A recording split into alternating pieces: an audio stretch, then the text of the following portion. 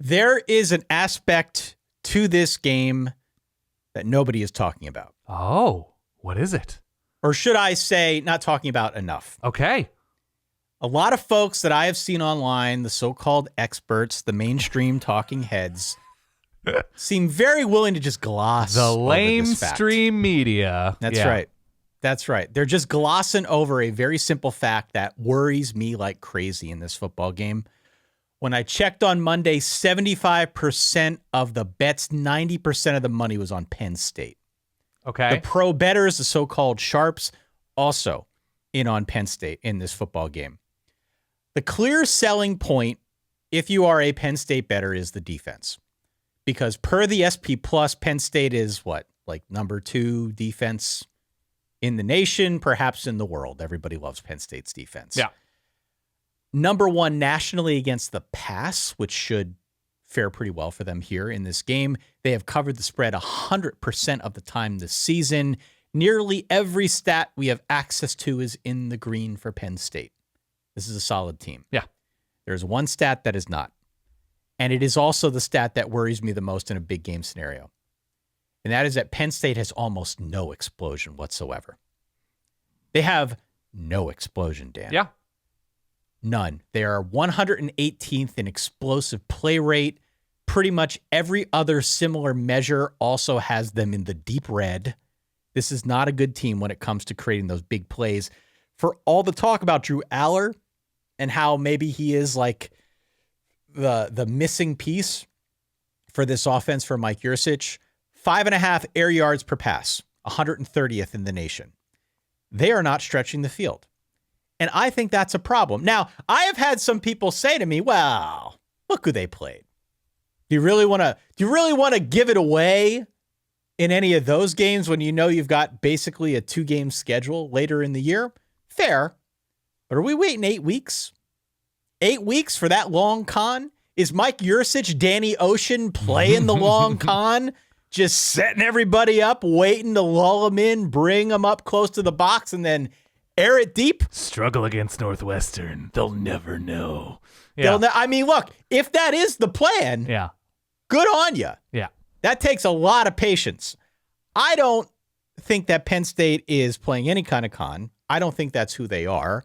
And it worries me that this team is not built to come from behind, which is very much a scenario on the road in Columbus, big game. I could see them finding themselves in a, 7 to 10 point deficit at some point. Yeah. So that's where I stand on this game. That is the point about this game that bothers me the most. Nothing I said is inaccurate. How do you feel about this game? I think we've got 2 great defenses, and I think one team has winter wonders at receivers. That team is playing at home, and both teams, I think, have legitimate offensive line concerns, although I think Ohio State's are more pronounced considering the amount of explosion we're used to with Ohio State these past few years, whereas Penn State has had those players just not on the level of Ohio State, has not had a quarterback in terms of arm talent that Drew Allar possesses. But Drew Allar, again, you mentioned it, like he's not going downfield. This is not somebody either he doesn't trust himself or the playbook does not trust him. The offensive coordinator does not trust him. 5.5 yards per air yards per pass. Right. And Penn State fans are quick to defend him like he's taking care of business. He's doing what is asked of him. He's completing passes. He's not turning the ball over. I don't think that's a winning recipe. For as flawed as Ohio State is, I think Kyle McCord will continue to improve, even if the offensive line doesn't. They will continue to get healthier. Trey Henderson and Emeka Egbuka, I think, are game time decisions, but they have options in the backfield. They have, Dallin Hayden's coming on. Obviously, we know about Marvin Harrison Jr., Cade Stover, guys like that. And so the problem to me lies in what is it that Penn State can do on offense to win this game? Not just not lose it, not just not throw interceptions, but what can they do to threaten Ohio State? And we know Drew Allar's ceiling is probably incredible, but at a certain point we need results. At a certain point we need to see it against teams that are not UMass. So I have Ohio State winning this game by 6 or 7 points. The spread is what, 4.5? 4.5 points, yeah. I think Ohio State can cover this spread. I don't love the Buckeyes. I just, at home, if they were on neutral site, if they were in State College, that'd be different for me. But at home, with a team that I think is still growing. They're sort of talented from the back in on defense. The pass rush is kind of disappointing considering the talent level, but I just don't think Penn State's defense on the road can do it alone. So if you want to say under, if you want to say first half under, that's fine. I tend to favor Ohio State just because and both of these defenses have been great in second halves, but at home, Jim Knowles has that reputation for a great second half defense. So I'm going to go with Ohio State to win this game 23-16. I think it's lower scoring as well. I think that's a good shout. Yeah. I think this is a good football game. Yeah. The full way through.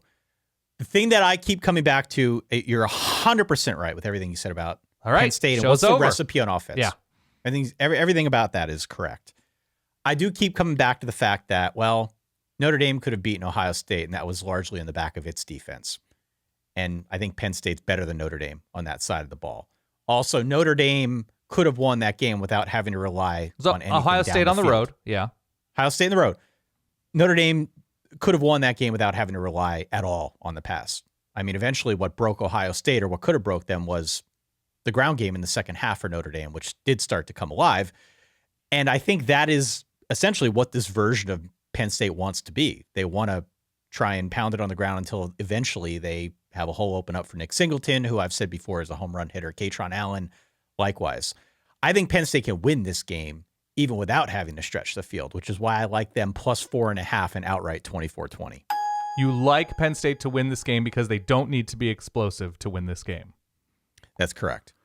That's correct. I think they can play the style of football that they've been playing all year and they can still win. Okay. I'm not crazy about it. I would love to see more down the field, but I think they're good enough to win on the merits of that alone.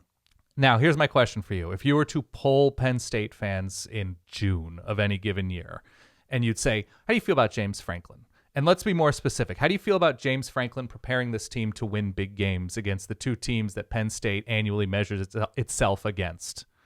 What do you think the straw poll would indicate from Penn State fans? I think if you were to ask them, because Ohio State fans might have the same response about Ryan Day this past June. Exactly right. That's exactly right. Everybody is skeptical of their head coach in June. Yeah.